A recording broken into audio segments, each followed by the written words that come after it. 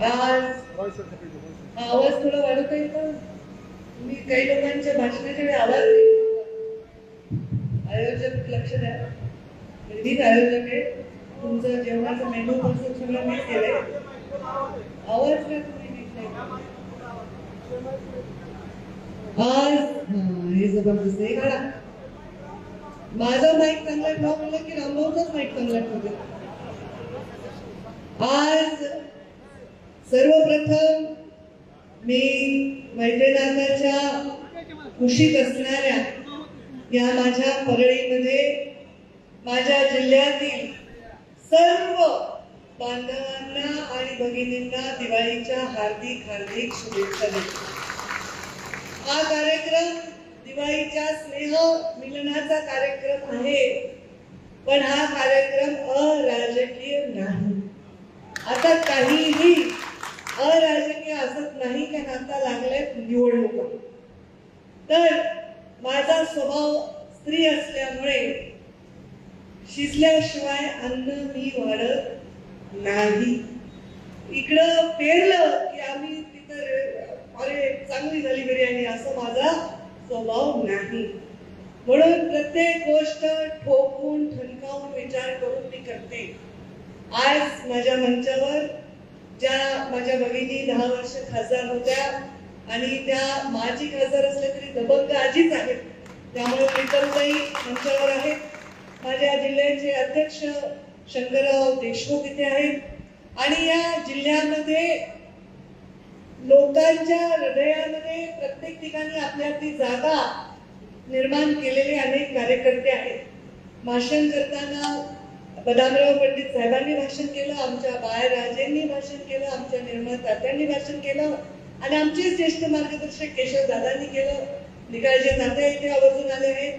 आमचे नवनाथ दादा आहेत, हत्तेजी आहेत, आमचे बाहेर विजूभाऊ सगळ्या जिल्हा परिषद सदस्यांचं प्रतिनिधी म्हणून बसले. त्यांच्यानं उमेदवारी केली, त्यांना बाहेर खाली बसवलंय. आम्ही गडबड होईल ना का वर बसला तर इथे बसले सगळे मंडळाचे अध्यक्ष इथे बसले.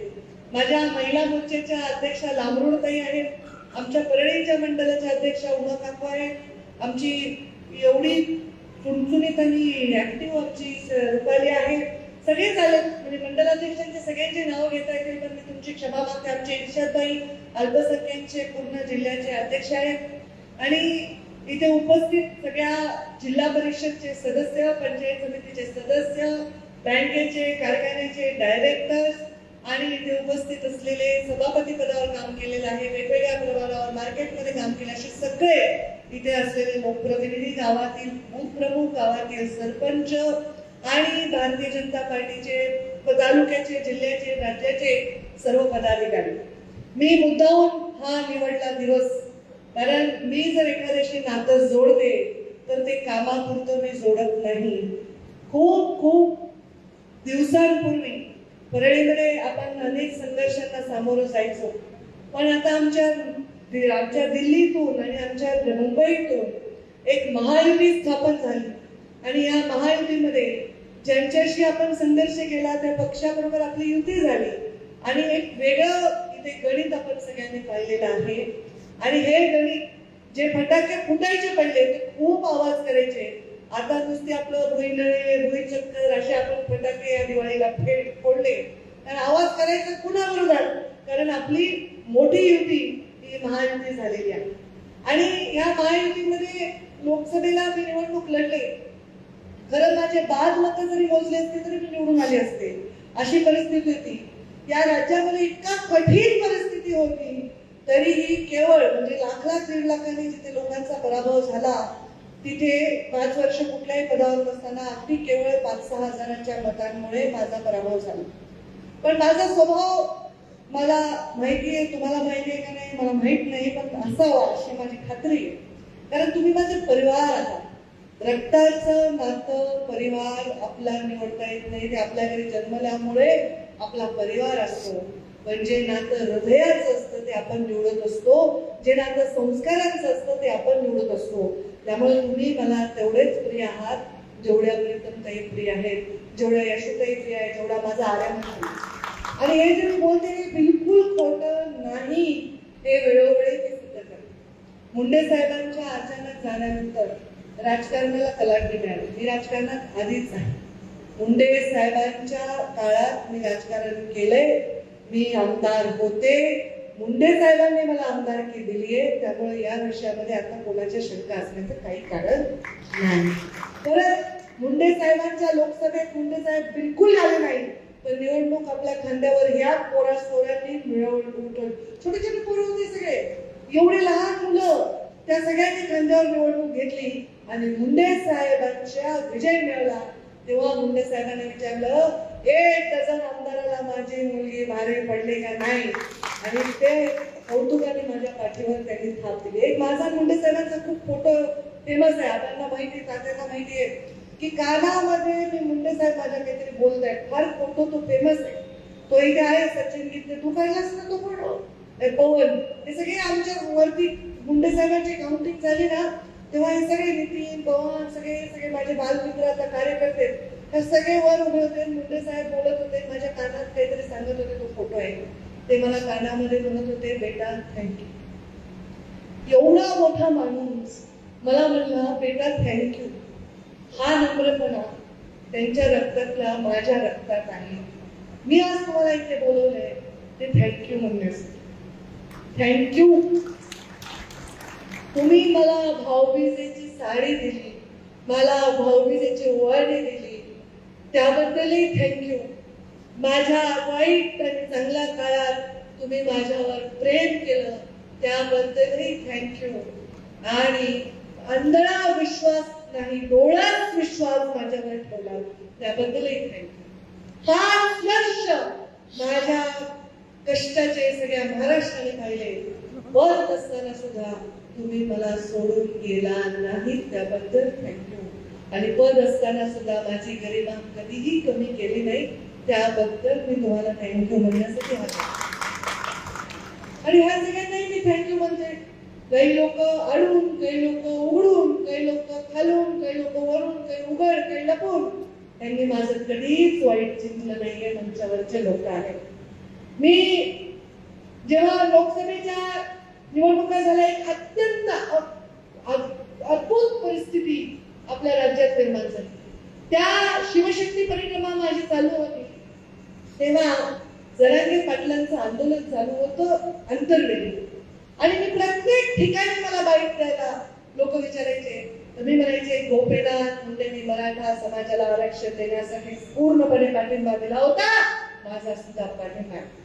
पण ज्यांचं आरक्षण त्याला धक्का लागू नये ही भूमिका मुंडे साहेबांनी मागितली. मी कधीही या भूमिकेत बदल केला नाही. मी जेव्हा पालकमंत्री होते तेव्हा गावांमधल्या लोकांच्या जाती आणि मला पडलेली मतं मी कधीही विचारले नाही. कधी मी असा कार्यकर्ता सांभाळला नाही की ज्याच्यामुळे कार्यकर्त्यांच्यामुळे हित सामान्य माणसाच्या हिताला नख लागतं, असा कार्यकर्ता मी कधीही सांभाळला नाही. माझ्या कार्यकर्त्यावर अन्याय झाला तर मी पेटून उठले, माझ्या कार्यकर्त्यांनी अन्याय केला असं झालंच नाही तुमच्याबद्दल, त्याबद्दल थँक्यू. कारण तुमचे उपकार मला पाहिजे, तुम्ही माझ्या इज्जतीला सांभाळलं. आणि हे मुंडे साहेब मला जेव्हा कानात थँक्यू म्हणले ना तेव्हा मला वाटलं, एवढा मोठा माणूस खरंच काय करत होते, त्यांना मला थँक्यू म्हणायची. पण त्यांची परिस्थिती खूप कठीण होती. आम्ही खूप खूप दुःखातून, खूप कष्टातून चाललो होतो. सर्वजण मुंडे साहेबांना संपवण्याचा प्रयत्न करत होते. सर्वजण मुंडे साहेब संपले म्हणजे भारतीय जनता पार्टीचा तगडा नेता संपला म्हणजे विधानसभेत काही विषयच नाही असा विचार करत होते. त्या मुंडे साहेबांना मृत्यू मिळाला. 17व्या दिवशी मुंडे साहेब वारले निवडणुकीच्या निकालाच्या. हे 17 दिवस सुखाचे तुम्ही दिले, त्याबद्दल खूप खूप धन्यवाद. तुम्ही मुंडे साहेबांना विजयी करून मृत्यूला गेले, ते किती आनंदाने गेले हो. मंत्री झाले किती आनंदाने गेले हो. सत्याला होते किती आनंदाने गेले हो. माझा स्वभाव असा बघण्याचा आहे. माझा स्वभाव रडण्याचा नाही, माझा स्वभाव खोड्या काढण्याचा नाही, माझा स्वभाव खोट काढण्याचा नाही. माझे लोक म्हणतात, साहेब गेले, अमुक झालं तमुक झालं. मी म्हणते ते माणूस आनंदात गेला. त्या आनंदाचा त्यांचा पूर्ण हक्क होता. त्यांनी जीवनामध्ये खूप कष्ट केले, पण तेही वारसा ते मला देऊन गेले. त्या कष्टातही तुम्ही माझ्या सोबत उभे राहिला, थँक्यू. आणि अशा लोकसभेत यांनी खूप मरमर केली सगळ्यांनी. माझा परिचय तात्यांचा खरं आधी नव्हता फार, पण मला माहित होतं की एक माणूस निर्मळ नावाचा लोकसभेला उभा आहे. प्रीतमताईच्या वेळी माझा परिचय नव्हता, मी त्यांना विनंती केली. तुम्हाला बोलले का भावाला बोलले, मी कुणाला बोलले, कुणाला वडिलांना कुणाला बोलले, तेव्हा 2019ला मी विनंती केली तुम्ही नका उभं राहू, माझ्या बहिणीला एकदा निवडून आणायचे. कारण मुंडे साहेबांच्या सहानुभूतीच्या निवडणुकीत निवडून आली, मला तिला निवडून आणायचंय, तुम्ही मला मदत करा. त्यांनी मला शब्द दिला आणि त्यांनी मला मदत केली. हे मी कसं विसरणार, ते उभे नाही राहिले. तेव्हा एकदा बोलणं झालं. त्याच्यानंतर ते लोकसभेलाच भेटले मला. धनंजयच्या घरी मिटिंग होती, राष्ट्रवादीच्या नेत्यांची मिटिंग होती, मी तिथे एकटीच भाजपची होते. सगळ्यांचा परिचय झाला. कधी कधी नाही का आपण एक 10 माणसात बसतो, एक माणूस आपल्याला आवडून जातो. आवडून गेला माणूस आम्हाला, चांगला माणूस आहे, म्हणलं हे उद्योगपती आहे, यशस्वी आहे, पैशाची लालच नाही, कॉन्ट्रॅक्टरशिप मध्ये इंटरेस्ट नाही, माणूस चांगला दिसला राष्ट्रवादी. तेवढ्या माणसात मी म्हणलं अरे बाबा हे तर चांगला माणूस आहे, सोन्यासारखा माणूस आहे. आता मी जोरी आहे म्हणून सोन्याची फरक काय, मी कोळशाच्या खाणीतून हिरे काढावं लागतात आणि मला असं वाटतं माणसाच्या या खाणीतून हिरे शोधावं लागतात. एक चांगला माणूस भेटला. मग निवडणूक लागली. माझी पडल्यानंतर माझ्यासाठी रडणाऱ्या माणसांमध्ये ते होते. निवडणूक ज्या मोठे मोठे नेते त्यांच्या स्वतःच्या गावात सुद्धा मला यश घेऊ शकले नाही. त्यांचे स्वतःच गाव आहे तरी पण मायनस. मग मी राग नाही धरला. शपथ वैद्यनाथाच्या दारात खोटं नाही बोलत. मला कोणाचाही राग नाही. माझं काम सगळ्यांनी केलं, पण परिस्थितीत त्यांचं सामर्थ्य कमी ठरलं. ते एवढ्या सामर्थ्यवान नाहीये की मत अशा परिस्थितीत ट्रान्सफर करू शकतील. ते सामर्थ्य आमच्यामध्ये आहे, मुंडे साहेबांच्याकडे. मला त्यांचा रागच नाही आला, कधीच नाही आला. मी कुणावर रागवले का? मला पराभवाचा राग आला नाही, मला वाईट वाटलं नाही. वाईट वाटलं जेव्हा आत्महत्या केल्या त्या लेकरांनी, की पंकजाताई हरल्या, तेव्हा जीवाला एवढा लागला की मला आता हारायचंच नाही, याच्या पुढे आता मरायचं पण करायचं नाही असं मी ठरवलं नाही. कारण मी आलेले लोक मरतात एवढं प्रेम, मरू नका, पण त्याच्याबद्दलही थँक्यू खूप काही. किती मिळालं हरलेलं म्हणाला. मी काही घरात बसले नाही, नाचार झाले नाही, काही नाही. मी म्हणलं पक्षाने मला सांगितलं पंकजा विधानसभा में तुम्हें घूमना होगा. दिल्लीच्या नेत्यांनी सांगितलं, मला संघाच्या लोकांनी सांगितलं पंकजा विधानसभेत सगळीकडे फिरावं लागेल. मी पडले जरी, माझा मतदारसंघ हरला, माझ्या सख्या बहिणीचं जरी तिकीट काढून मला दिलं, ते सगळं बाजूला ठेवलं आणि गोपीनाथ मुंडेंचा पक्ष आहे असं ते बाहेर जाता कामा नाही. हा गौरीनी गावोगावी फिरले, कष्ट केलं, पूर्ण राज्यात प्रचार केला. मला जेवढ्या जागा दिल्या होत्या अंदाजा की इकडे तुम्हाला लक्ष देते का, फक्त बीड थोडक्यात हरली, बाकी सगळ्या ठिकाणी आपल्याला विजय मिळाला. आणि मला त्याचं काही वाटलं नाही की लोकसभेचा पराभव त्याच्यात केला. मला काय माहित होतं मला मिळेल, आमदारकी मिळाली, बक्षीस दिलं. पक्षाने माझी खूप परीक्षा पाहिली, पण या परीक्षेमध्ये मला बक्षीस नाही, मला पारितोषिक दिलं. मला मेरिटचा विद्यार्थी म्हणून स्टॅम्प केला. नुसते एकमेव विधान परिषदेची आमदार आहे जी मंत्रिमंडळात आज आहे, ते माझ्यासाठी खूप मोठं मोलाचं. मी कुणाला हे म्हणलं तर खोटंही वाटेल लोकांना की मला या गोष्टींचा लोभ नाही. मंत्रीपद हे तुमच्या कामासाठी मला पाहिजे, माझ्यासाठी नाही. माझ्या घराचा मजला सुद्धा मी वाढवत नाही. माझं जे काही उद्योग आहे, धंदा आहे, ते इज्जतीने करते. म्हणजे कुणाच्या टक्क्यात नाही, भानगडीत नाही, लपड्यात नाही. मला ते जमत नाही आणि त्यामुळे मी करते. मग इलेक्शन झाल्यावर विधानसभा लागली. विधानसभेमध्ये पक्षाने काही निर्णय घेतले आणि आमचे जेव्हा आमदार, आमचं चांगलं 10 वर्ष चांगला संसार होता लक्ष्मण अण्णांचा, काही आमचं भांडण नव्हतं आणि त्यांनी त्या आरक्षणाच्या परिस्थितीमध्ये वेगळ्या भूमिका घेतल्यामुळे बादला बदल झाली. मग या सगळ्यांनी विधानसभेमध्ये वेगळ्या वेगळ्या निवडणुका लढल्या. तात्या मला भेटले. तात्या मी काय म्हणले, मी युतीचा धर्म पाळणार. तात्या तुम्हाला आशीर्वाद, तुम्हाला प्रेम, तुम्हाला शुभेच्छा. मी युतीचा धर्म पाळणार. ते आमचे पण उभे होते, त्यांनाही म्हणलं मी युतीचा, मी कुणालाही उभं केलं नाहीये.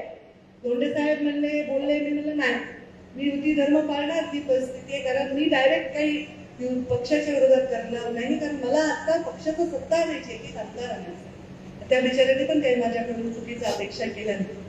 मग पक्षाचं ठरलं 3 पक्षांचं की बाबा ज्यांनी अपक्ष उमेदवारी घेतल्यात त्यांना पक्षात स्थान द्यायचं. पण आता सुरू झालं राज्यात अपक्ष ज्यांनी उमेदवारी घेतल्या त्यांना वेगवेगळ्या ठिकाणी पक्षात घेतलं गेलं.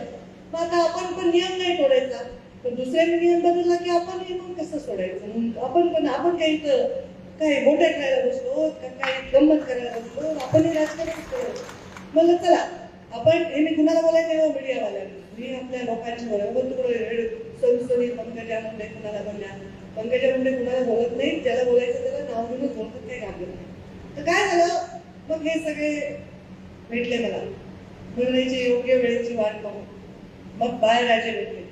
बाळराजे लक्ष्मण पवारांचं पहिलं तिकीट या महाराष्ट्रात जाहीर केलं होतं मी तेव्हा कोर कमिटीत. आणि मी त्यांनाही म्हणलं मला कोणाविषयी राग नाही, लोभ नाही, चांगल्या माणसाच्या पाठीमागे मी उभं राहणार आहे. प्रवेशाचं म्हणून प्रवेशाचं काय संबंध आहे? तुम्ही भाजपचेच आहेत ना, तुम्ही कुठे पक्ष सोडून दिले, तुमचा कशाला प्रवेश घ्यायचा आहे? तुम्ही भाजपमध्येच आहे. त्यामुळे त्यांना म्हणून तुम्हाला पक्ष सोडून गेले नसल्यामुळे आम्हाला गरज नाहीये तुमचा प्रवेश घ्यायची.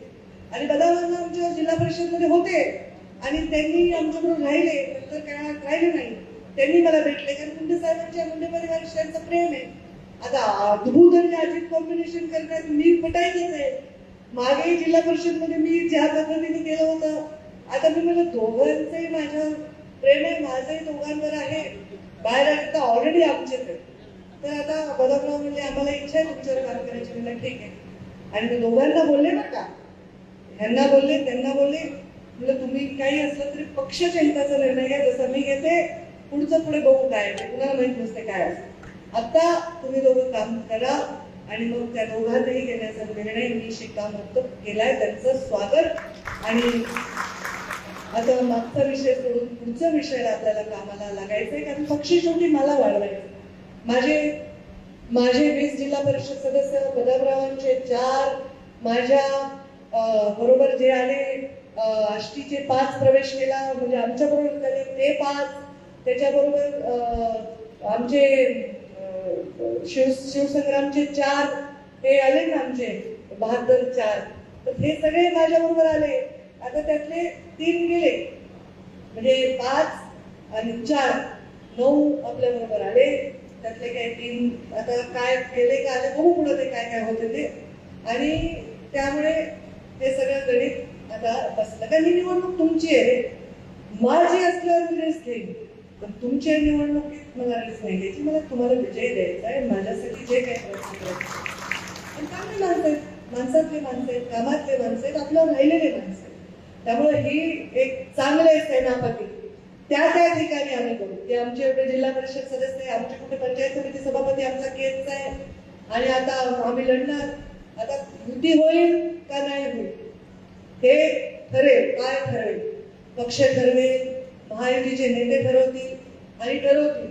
तर जरी युती झाली तरी आम्हाला जे आमची ठरलेली जागा आहे, जिथे आमचं ऑलरेडी नगराध्यक्ष आहे, जिथे आमचा सभापती, जिथे आमचा जिल्हा परिषदचा सदस्य आहे ते, आणि झालेल्या बदल्यात जिथे आमचं प्राबल्य आहे ते, हे तर आम्ही लढवणार आहे. आम्ही पक्ष थोडीच काय आमचा संपवणार, तिथे आम्ही लढवणार आहे. आमच्या विधानसभेला आमच्या युतीमध्ये किती लाभ मिळाला त्याच्याप्रमाणे काही गणित बदलणार आहे. आणि त्याच्यामुळे हे सगळं होणार आहे. म्हणून सांगितलं, जरी दिवाळीचं स्नेह संमेलन असेल तरी ते अराजकीय नाही, हे राजकीयच आहे. आणि हे सोन्यासारखे माणसं मी निवडले आहेत. त्यामुळं बाळराजे तुमचं तर आधीच आहे, तुम्हीच सगळ्यांचं स्वागत केलं पाहिजे. तुम्ही पक्षात आहे. आबा तुमचं स्वागत आहे आणि निर्मळ तात्या तुमचं स्वागत आहे. दादा तुम्ही आमचेच आहेत, त्याच्यात काही विषय नाही. आणि त्यामुळे आणि हे काही मी लगेच जिथल्या तिथे करू शकत होते, पण मला तसं करायचं नाही. मला काहीही निर्णय घेताना 100 लोकांचं भलं होत असेल आणि माझं नुकसान होत असेल तर मी तुम्हाला ईश्वर साक्ष सांगते, 100 लोकांचं भलं होईल हाच निर्णय घेईन, याचा विश्वास. आणि मग या घटना घडल्या. मी नेहमीच सगळ्या जाती पातीच्या लोकांना प्रेमानेच बघितलेलं आहे. आणि हे सगळ्याच जातीचे लोक होते. तर परिस्थिती वेगळी होती, ते आपल्या मस्तिष्कातून पुसून टाकलं आणि नवीन उमेदीने काम करा. आता मी कधी इव्हन माझ्या लोकसभेच्या भाषणात आज मी सांगू इच्छिते, मी कधीही कोणावर टीका केली नाही. मी कधीही जरांगे पाटलांच्या विरोधातही नाही बोलले. मी माझ्या कार्यकर्त्यांना भाषण करताना म्हणत होते, अरे मी पडले, तुम्हाला 5 वर्ष मागे जावं लागलं. मी होते तर मी पालकमंत्री होते तर मी काम करत होते, मी नव्हते तर बघा तुमचे हाल झाले. मग मी काही काम, मी जर पदावर नसेल, मी निवडून नाही आले तर मी किती आंदोलन उपोषण केले, तर तुमचं काही मी भलं करू शकणार आहे का, असं बोलले मी.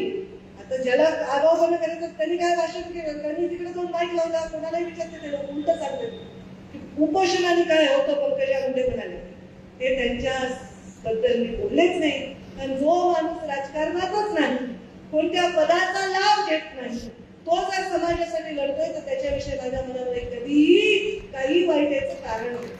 जरी ते मला वाईट बोलले 4 शब्द तरी मी अंगाला लावून घेत नाही, कारण मी या सगळ्या गोष्टीच्या पुढे गेलेले.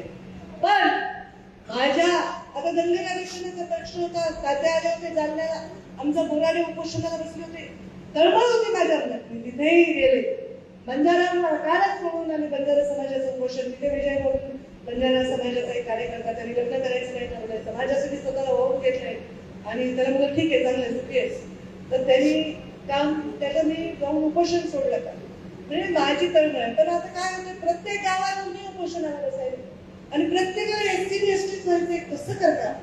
आता आपलेच ते पूर्व वर्धारी समाजाचे बसले, काही तुम्ही आम्हाला नाही, मी नाही येणार. मी आधीच सांगितले, आज जाहीर करायला मी जालन्याची पालकमंत्री आहे, माझं ते कर्तव्य आहे, म्हणून मी त्या उपोषणाला भेट दिली.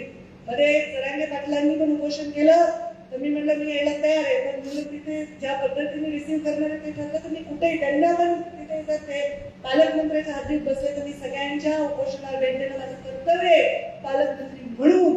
पण माझं हे प्रत्येक ठिकाणी उपोषणाला मी जाणार नाही, कारण पोरांनो असले उपोषणाचा फायदा नाही. तुम्ही 2 दिवस बातम्यात या, पण समाजामध्ये भिंती तयार होतात. एसटीचं आरक्षण केंद्र सरकार देते, एसटीचं आरक्षण आपण नाही ठरवू शकत, पण तरीही धनगर समाजाची मागणी इतक्या वर्षाची आहे की त्याच्या पाठीशी ठामपणे उभे राहील. आता सुद्धा गॅजेटचा विषय आला, त्या गॅजेटमध्ये मराठा समाजाला गॅजेट प्रमाणे द्यावं म्हणून बंजारा समाजाचं म्हणणं आम्हाला द्यावं, तर त्यांना न्याय कसा देता येईल याच्यासाठी योग्य ती कारवाई करू, कायद्यात असेल ती कारवाई करू असं मी म्हणते. आणि मी असं म्हणले एका इंटरव्ह्यू मध्ये की आपल्याला संविधान नव्हतं तेव्हा आपलं जे गॅजेट होतं, म्हणजे आपण जेव्हा गुलामगिरीत होतो ते गॅजेट होतं, ते आता संविधानात चालतं का. मी कधीही कोणालाही गुलामगिरीचं गॅजेट म्हणले नाही आणि पुन्हा गुलामाच्या अवलाद तर मेले तरी म्हणू शकत नाही. कृपा करून असे गैरसमज करून देऊ नका, एवढीच तुम्हाला विनंती करते. त्यांच्याही समोर तुम्ही चुकीचं सांगता, मग त्यांना वाटत असेल मी असं बोलले तर जरांगे पाटलांनी हे सांगेन की मी गुलामीचे अवलादी वगैरे असले माझे शब्द नाही, माझी भाषा नाही. तर यापुढे आपण सर्व, ते सुद्धा, मी सुद्धा आणि जे जे वेगवेगळ्या आरक्षणात काम करणार आहेत ते सुद्धा, जर विषयांवर बोललो तर लोक आणि मीडिया आपला गैरफायदा घेणार नाही. त्यांनाही शुभेच्छा आणि सगळ्या आंदोलनांना शुभेच्छा. मागच्या सगळ्या गोष्टी पुसून कोण आपल्याला विकास देऊ शकतो, कोण आपल्या पाठीमागे उभं राहू शकतो, कोण समाजाची ही हातामध्ये घेऊन ही गाडी ओढू शकतो, हे तुम्हाला सगळ्यांना कळते. सगळ्या जाती धर्माला सारखीच बुद्धी आहे. ही बुद्धी भ्रष्ट करणारे आपल्याला आता कुठल्याही हे नकोय अशा ऊर्जा आपल्या समाजात. मी समोरून पुढाकार घेणार आहे, मी समोरून म्हणणार आहे मराठा समाजातील आंदोलकांना की आपण सगळे मिळून चला या समाजामधल्या या भिंती तोडू, आमचं भाषणाचे विपरीत करू नका. आता मी माझ्या ऊसतोडांना म्हणाले अरे कोयता घ्या, ते कोयता घ्या म्हणतात. मी पुन्हा कोयता जाऊ मी सेफ्टी पिन तरी टोचली काय आयुष्यात. काहीतरी आता लोक उलट सांगतात, उलटा प्रचार करतात.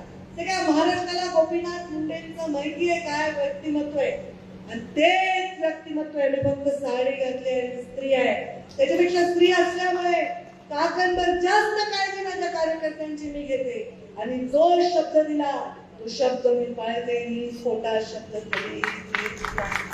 मी कोणत्याही अशा मंचावर जात नाही तिथे जातीपातीच्या आधारावर शिव्या देतात. हो मी मांडते ना माझं ओबीसीची, आता कशी नाही मांडणार.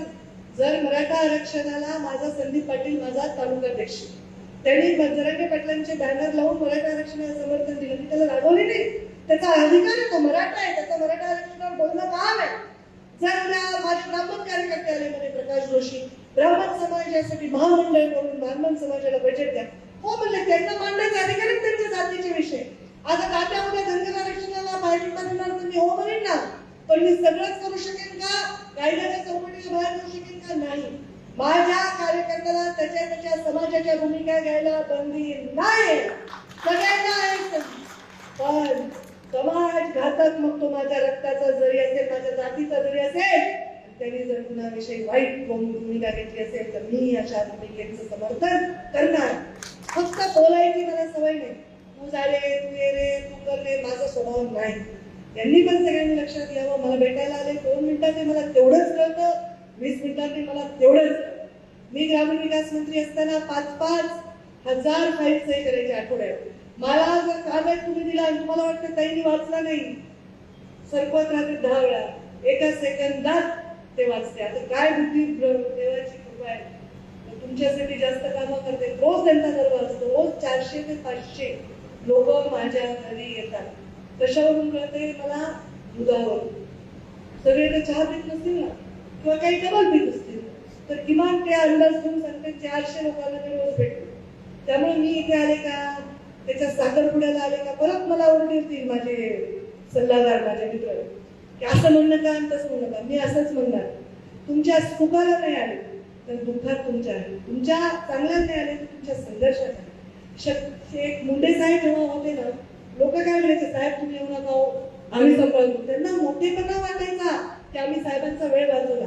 आता तुमचं काय झालंय, पोहा जेवणाला पण काही या मुलाच्या पहिल्या वाढदिवसाला नाही येणार, येऊ शकत नाही. आता मी आज इथे 3 दिवस राहण्यासाठी आले, फोन आला अमित शहा येते उद्या, आमच्या भाजपचं भूमिपूजन सोहळा आहे. आता मला सांगा कसं मी करू, येते का थांबू? थांबते मग पुन्हा माझ्या नावावर. आता नेत्याला तोंड दाखवू लागेल का? नाही. बरं, मी अशाच ठिकाणी असते जिथं तुम्हाला मला पोहोचता येते, मी काही गुपित ठिकाणी जाते. पण लोक काही काय करतात, आहेत ते शहाणे, सोशल मीडियावर येतात, पंकजा ताई मुंडे कुणाला भेटतात का? धाब्यावरच्या पोरांचे फोन उचलतात का? नाही उचलत धाब्यावरचे फोन. कशाला उचलायचे धाब्याचे फोन? दारू पाजवायची लोकांना. बनवत असलो आमच्या फॅक्टरी तरी पाजवण्याचं माझं काही समर्थन नाही. ते वेगळे माणसं, त्यांना पचती, आपल्याला पचत नाही, कशात प्यायची दारू. माझे कार्यकर्ते व्यसनी वाईट स्वभावाचे नाही. हो श्रीराम, बघा कसे गोरे गोटे, टिक्का बिक्का लावते, स्वच्छ इस्त्रीचे कपडे घालते, चांगले पोरायचे विचार आहेत, सज्जन माणसे. सगळ्यांची वेळ येत असते. तुम्ही सगळे एवढे शहाणे झालात का? मागच्या 5 वर्षात झालात, आधी नव्हता. मला 14 ते 19 तुम्ही पण खूप त्रास दिला पडेल लेकरांचा. पण 14 म्हणजे 19 ते 24 मध्ये फार बरं झालं, देवाने मला ते दिवस दाखवले. तुम्ही खूप शहाणे झालात. का झालात? पण तुमच्या लक्षात येतं, ताई स्वतःचा त्याग करतात, ताई हे सण करतात, तर मी करेन. बरोबर आहे ना? तर आता एकच करा. आता तुम्हाला जर एक मोठा पैलवान आला समोर, आता काही मोठे पैलवान नाही फार समोर आपल्या, चांगले सगळे पैलवान एकाच आखाड्यात लढले, पंचायत नाहीये महायुती. पण जर मोठा पैलवान आला तर बोटांनी ढकलता येते का त्याला? या बोटांनी या बोटांनी या नाही ना, मुक्का करावा लागते, नेट कोसा द्यावा. पण मी काही पैलवान नाही, बघून बघून सांग. हे एक करा. एरवी तुम्हाला काय भूमिका घ्यायच्यात घ्या, पण इलेक्शन मध्ये हे एक करा. तिकीट किती लोकांना मिळेल? 30-35 लोकांना मिळेल. जिल्हा परिषदचं, नगरपालिकेचं किती लोकांना मिळेल? बाकीच्यांनी आता सत्ता नसण्याचे काय परिणाम आहेत तुम्हाला कळाले? सत्ता आली, बाकी कुठल्या मतदारसंघात काय होईल ते बघू. 3-4 वेळा अजित पवार यांच्या बरोबर माझा कार्यक्रम होते. मी दादांना म्हणाले की दादा तुमचं काय मानसिकता आहे युतीची सांगा. त्यांनी मला निरोप देतील तेव्हा देतील, पण काही ठिकाणी युती होणारच नाही, काही ठिकाणी होईलही. तर ते आपण तालुका वाईज ठरवू. आणि कारण कार्यकर्ता मारून तरी आम्हाला पक्ष नाही चालवता येणार ना. तर कार्यकर्त्याच्या इच्छेलाही प्राधान्य द्यायचा प्रयत्न करू. त्यांच्याकडनं काही निरोप येईल तर त्याचाही वर विचार करू. आम्ही सगळ्या चांगल्या चर्चांसाठी ओपन आहोत. जर एकजुटी झाली तर जे आमचं होतं ते आमचं राहील. बदामरावच्या जागा ते लढतील, तर बाळाराजांच्या जागा ते लढतील. निर्मळ तात्या तर म्हणलेच आम्हाला अपेक्षा नाही, पण त्यांना अपेक्षा नसलेल्या जास्त मिळत असते. योग्य भूमिके योग्य वेळी घेऊन तर हे सगळं होईल. या सगळ्या भूमिकेत आता प्रीतमताई नाही म्हणलं या बाहेर या कसं आहे. मलाही वाईट वाटलं ताई, मी ताईंचं नाव जेवढं ताई घेतात, मी नेता आहे पण मी ताईंचं जास्त नाव घेते, 10 वेळा नाव घेते, ताईंचे बॅनर लावते, मी कार्यकर्ता आहे ताईंचा, सगळे कार्यक्रम अरेंज करते, ताईंना बोलवते 2 मिनिटं भाषण करा. मी म्हणलं असं सुख माझ्या नशिबात नाही, तुम्ही माझे लायक आहे. प्रीतम माझी मुलगी आहे, बहीण नाही आहे. आणि मला वाटतं की ती माबांची मुलगी आहे, पण तिचा राजकीय जन्म माझ्या काळात झालाय. त्यामुळे माझं जे म्हणणं आहे की कर्म करो फल की चिंता मत करू, जे होईल चांगलं होईल, होईल तेव्हा होईल. प्रीतमताई आता आल्यात आज आणि त्यांनाही मी तुमच्या निवडणुकीत त्यांची पूर्ण कसर काढणार आहे, फिरवणार आहे आणि त्यांना काही जबाबदारी देणार आहे. जसं मी माझं गाव किंवा गेवराईची किंवा मी स्वतः मी केस आणि अष्टमी बघणार आहे. बाकीचं मी बघणारच आहे, पण याच्यात मी जास्त लक्ष देऊन बघणार. ताकदीचे आमचे जिल्हा परिषद सदस्य जास्त आहेत आणि कोणालाही मला ॲलर्जी नाही. होरेकरचे महेंद्र कोणाची ॲलर्जी मला नाही, पण फक्त आमच्याच माणसावर अटॅक का करता. इकडे विरोध एकाला, तुला नाही म्हणे विरोध एकाला करायचा, अटॅक दुसऱ्याच्या कार्यकर्त्यावर करायचे, हे मला काही धोरण नाही ठेवत. माझ्या कार्यकर्त्यावर आता जर एकही कोर्ट केसेस आल्या, खोट्या केसेस, तर मग ते दुर्गाची मूर्ती मला दिलीच आहे. मी संयमी आहे, पण ते काय असतं ते असं संयमी माणूस असं बंद करून संयम दाखवते ना, ते असं महाकालीचा रंग बदलत जातो ना, तसं होत आहे. आता हे मला कार्यकर्ते म्हणजे संतोष विजय कुमार चेहरे पडले तुमचे काय आरक्षण पडलं महिला, हा आणि तो विजय म्हणलं आता मला म्हणले तिला जा एक चांगली ब्रँडेड पर्स आणा जाऊन. आता बायकोचे पर्स घेऊन जिल्हा परिषदच्या बाहेर मला हो म्हणजे बायको सगळ्यांच्या बायकांना उमेदवारी असा अर्थ लगेच लावतात पुन्हा वाटतात. मी गंमत सांगायला होते की हे म्हणजे काही तुमच्याच मनात असणार आहे म्हणजे आमचं आरक्षण असं पडलं. म्हणजे महत्वाचे जे लढणारे ताकदवर कार्यकर्ते होते ते सगळे महिला झाले. मग ठीक आहे, त्याच्यापेक्षा लढणारे बायका आहेत आमच्याकडे, घाबरू नका तुम्ही. पण महिला आरक्षण आहे, आपले महत्वाचे महिला झालेले आहेत आणि हे लढायचंय, आपल्याला जिंकायचंय आणि चांगलं चांगलं चांगलं राज्य करायचं, चांगलं काम करायचं. कृपा करून ज्याला सवय असेल ते सवय काढून टाका. सगळेच माझ्या सगळं मंचावरचे मंचाखालचे वाळूच्या भानगडीत पडू नका, फालतू घाल काहीतरी AGS चे बिलं खाऊ नका. ते 2-4 सवयी बदलल्या ना, पंकजा मुंडे तुमच्या पाठीशी सदैव उभे. चुकीचे धंदे तुमच्या पायी मला त्या पोलिसांच्या पाया पडायला लावू नका. इकडे MPD लागलं, इकडे हे लागलं, हे काही करायची गरज नाही. माझ्या काही फार नाही आहेत, 99% नाही. आणि बाकी आम्ही बघू परळीमध्ये सुद्धा काय करायचंय. आम्ही आमची कोर कमिटी त्यांची कोर कमिटी बसून ठरवेल. काही बदल करायचे का, काही बरोबर करायचं आहे का करायचंच नाहीये, हे पण आम्ही भविष्यामध्ये बरोबर बसून नंतर ठरवू. प्रयत्न आमचा असाच राहील की सामंजस्यानेच निवडणुका होते. पण कार्यकर्त्यांना एवढंच सांगते की ही दिवाळी गोड झालेली आहे. चांगल्या करंज्या, लाडू, चकल्या, पिठल्या मस्त हल्लेल्या आहेत. ताकद तुमच्यामध्ये भरपूर झालेली आहे आणि ही ताकद आता पूर्णपणे मैदानात उतरून लढण्यासाठी लावा. आणि डोकं लावू नका, फक्त डोकं लावू नका. असंच झालं, असंच करायचं, तिकडं तसं झालंय, त्या सांगलीत तिकडं तसं झालंय, तिकडे पुण्यामध्ये काही नाही. आपल्या आपल्या लेवलचं बोला, इथं कुणी विचारत नाही. आणि तिकडं पुण्याच्या इकडे गप्पा मारतात. सुरूच होते बघा, त्यांच्याकडे उमेदवार येते, त्यांना सर्च करणं ते त्यांना आवडतंय. मग कंधारला उमेदवारी द्या, नांदेडला द्या, बिलकुल दुसऱ्याच्या उमेदवारी घेऊन माझ्याकडे यायचं नाही, वेळ घालवायचा नाही. माझा स्वतःच्या वॉर्डाचं गणित बघायचं तर तुमची पत आहे. तुम्हाला काय करायचंय, औरंगाबादमध्ये संभाजीनगरमध्ये याला उमेदवारी द्या, नाही आपला वॉर्ड बघा, आपला बूथ पकडा आणि जोरात कामाला लागा. कामाला कुणाच्या, आपल्या पक्षाच्या. कारण युती झाली तर सिटिंग आपल्याला लढायचेच आहे आणि युती नाही झाली तर सगळं आपल्याला लढायचंय. तर तिथली पण जागा आपल्याला तयारी करावी लागेल. त्यामुळे आपण सर्वजण, मी आपल्या सर्वांना दिवाळीच्या शुभेच्छा देते. खूप खूप तुमचे आभार मानते आणि प्रत्येक गोष्टीवर मी बोलत नाही.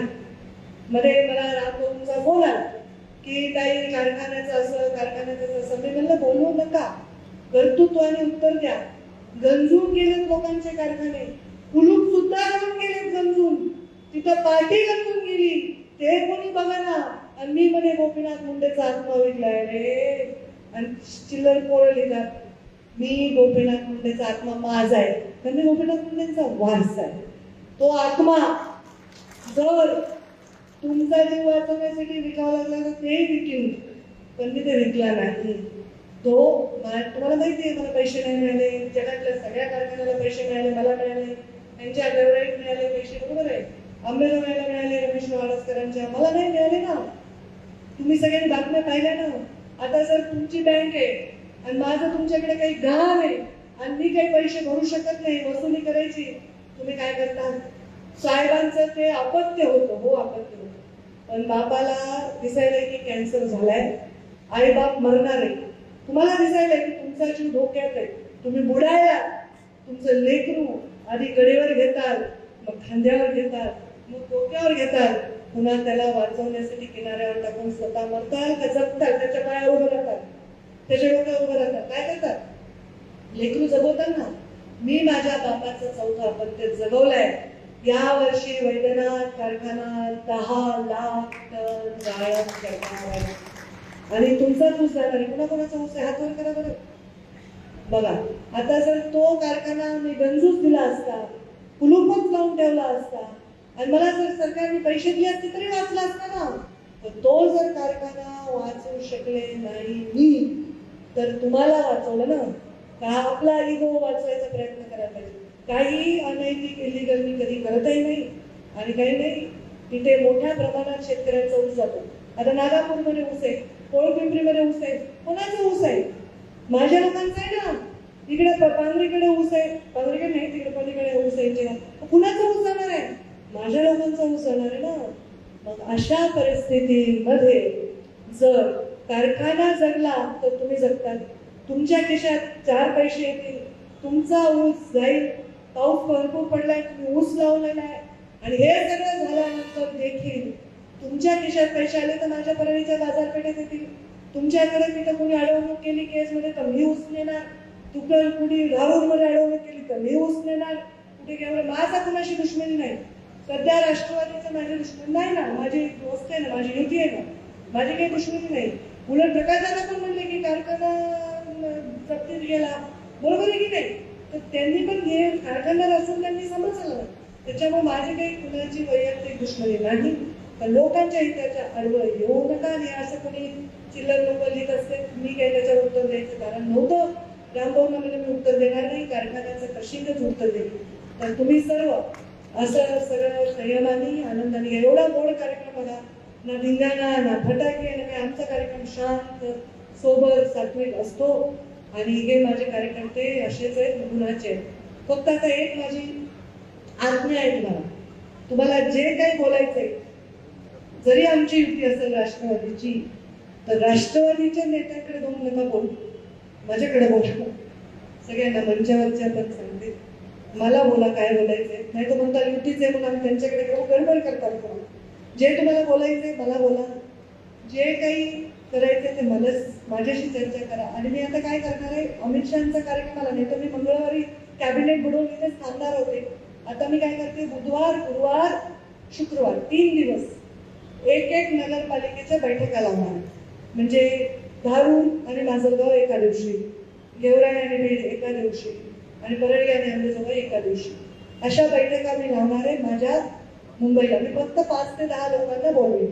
तुम्ही सगळे मंडल अध्यक्ष नवीन झाला आहात, प्रत्येक वेळी आम्हाला इथे निमंत्रण नाही, अरे अक्षय मंडळ आपलं स्वागत आहे, आम्हाला इथे निमंत्रण नाही, तुम्हाला इथे निमंत्रण नाही, असं काही करू नका.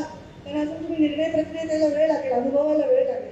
तर काही निर्णय प्रक्रिया आम्ही वेगळ्या लोकांवर करू, काही विजय बलांवर करू, काही राम कुलकर्णीवर करू, असं आमचं वेगवेगळे ठरले. तर तुम्हाला आम्ही सगळीकडे इन्व्हॉल्व करूच.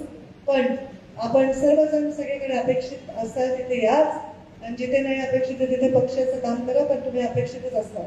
आता पण हे सगळे लोक आता सगळे नव्या दमाचे तरुण आहेत, काम करतील आणि मस्त छान काम करू. पुढच्या दिवाळीला असे रांगे 25-30 जिल्हा परिषदचे सदस्य, देवाची कृपा झाली तर अध्यक्ष, पुन्हा सभापती 2-4 पुन्हा नगराध्यक्ष हो बसवायचे का नाही रांगेत आणि आबादी काय म्हणले आम्ही दिवाळीचे गिफ्ट देऊ.